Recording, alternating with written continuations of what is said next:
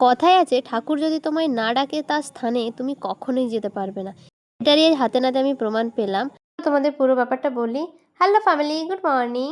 আজ 13ই এপ্রিল সোমবার। আজ তো এমনি বাবার বার, আর সাথে সাথে আছে নীল পুজো। সবাইকে নীল পুজোর অনেক শুভেচ্ছা। সকাল সকাল রেডি হয়ে সমস্ত কিছু গুছিয়ে নিয়েছি। এদিকে দাদাও রেডি হয়ে গেছে, দাদাও যাবে বলে। গুলটু আর বৌদি থাকবে। গুলটু এইমাত্র ঘুম থেকে উঠেছে, তাই মুডটা অফ। আমি তাড়াতাড়ি করছি। আজ অনেক সকালে উঠেছি, যেটা আমার কল্পনার বাইরে। 5:30টার দিকে আজ ঘুম থেকে উঠেছি। উঠে স্নান করে মালা গেঁথে ঠাকুরের সমস্ত ফুল টুল জোগাড় করে রেডি হয়ে গেছি। কেমন লাগছে আমাকে অবশ্যই জানিও। এই শাড়িটা অনেক দিন থেকে পরবো পরবো ভাবছিলাম, ফাইনালি আজকে পরতে পেলাম। অনেকগুলো প্রোগ্রামে প্ল্যান করেছিলাম, এই দিনটার জন্য যে ছিল আমি সেটা ভাবিনি। আমার মেহেন্দির কালারটা দেখো কত সুন্দর এসেছে। মেহেন্দি কেন পরেছি সেটা হয়তো তোমরা পরের ব্লগ দেখলেই জানতে পারবে, তবে পুজোর জন্য না। এখন আমরা চলেও এসেছি বাবা রত্নেশ্বরের মন্দিরে। আমরা অনেক সকাল সকালে এসেছি, সেরকম একদমই ভিড় নেই, যাতে ভিড় না থাকে সেই জন্য এসেছি। ভিড়ভাট্টা আমার একদম ভালো লাগে না। আমি মনে করি অনেক বড় কোনো মন্দিরে ভিড়ভাট্টার মধ্যে এর তার গায়ে জল ঢালার থেকে কোনো ছোট্ট মন্দিরে ভালোভাবে বাবার মাথায় জল ঢালাটাই আসল। মেনলি তো তোমার ভক্তি শ্রদ্ধাটা বলো। তোমাদের চারপাশটা দেখায়, এত শান্ত পরিবেশ, এখানে এলেই মনটা শান্ত হয়ে যাবে। কি দারুণ। আমরা এখন আছি গড়বেতার তুলসী চটি জঙ্গলের মাঝখানে বাবা রত্নেশ্বরের মন্দিরে। যারা জানো না তাদের বলি, একবার সার্চ করে দেখে নিও। এই তুলসী চটির জঙ্গল বিশাল বড়, ভীষণ স্নিগ্ধ একটা পরিবেশ। এখানে একটাই সমস্যা, এখানে কোনো পুকুর টুকুর নেই, তাই ট্যাপ থেকে জল নিতে হয়েছে।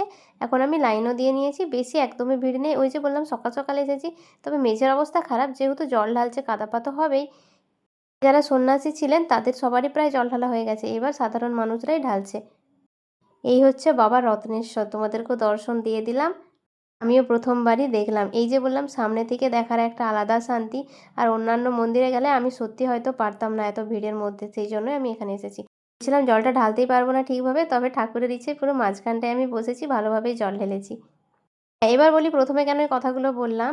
কারণ এই মন্দিরে আসার কোনো রকম প্ল্যান ছিল না। অভি হঠাৎ করে বললো এই মন্দিরের কথা, আর চলে এলাম। কাল অনেক রাতে প্ল্যান হয়েছে। আমি একটা অন্য মন্দির ভেবে রেখেছিলাম, কিন্তু সেইখানে যাওয়া হলো না, ঠাকুর এইখানেই টানলো।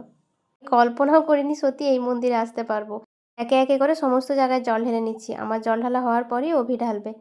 কারণ আমরা একটাই ঘটি নিয়ে এসেছি। জানো তো, এই প্রথম বছর আমার বড় কোনো এরকম মন্দিরে জল ঢালা। আমি প্রতি বছর আমাদের বাড়ির শিবলিঙ্গেতেই ঢালি। তার প্রধান কারণ হচ্ছে আমি ভিড়ভাট্টায় যেতে একদম পছন্দ করি না, ভিড়ভাট্টা আমার ভালোও লাগে না। তবে এই বছর যেহেতু অভি এসেছে সেই জন্যই আসলাম। আমার এই বড় মন্দিরে জল ঢালা এই প্রথম বছর। আর অনেক দিনের ইচ্ছে ছিল ওর সাথে এসে জল ঢালবো, সেটাও এই বছর ঠাকুরের ইচ্ছে আমার পূরণ হয়ে গেল। এখানে মাঝখানে ছিল একটা তুলসী মঞ্চ, সেখানেও সবাই জল ঢাললো। তারপর এই যে বাবার বাহন, উনি তো একদম সামনেই ছিলেন, ওনাকে না দিলে হয়। আমার হয়ে গেছে, এবার ও লাইন দিয়েছে। আমাকে এবার বেশ কিছুক্ষণ অপেক্ষা করতে হবে। এখানে জল ঢালার পরই পাশে আছে মায়ের মন্দির, কালী মায়ের মন্দির, তো সেখানে যাবো একদমই পাশে। লাইনটা আস্তে আস্তে বাড়ছে। এবার এখানটাতে ও একটু অসুবিধায় পড়ে গেছিলো, যেহেতু এখানে সবাই মেয়ে, প্রচুর মহিলার মাঝখানে ও একা একটা ছেলে হয়ে গেছিলো।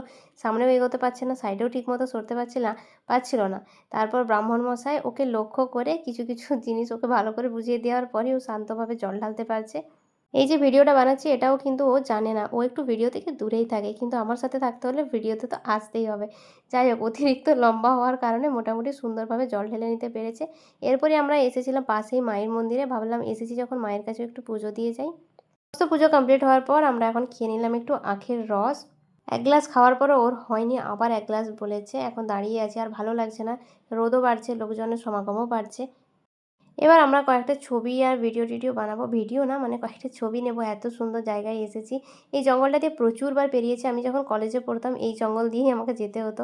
বরাবরই ভীষণ প্রিয় আমার একটা জায়গা। দেখো কি শান্ত আর কত সুন্দর একটা জঙ্গল, ফটো টটো ভীষণই ভালো আসবে। চলো, এই ছিল তাহলে আমার নীল পুজোর ব্লগ। দেখা হচ্ছে পরের কোনো ব্লগে। আজকের মতো আসি, টাটা।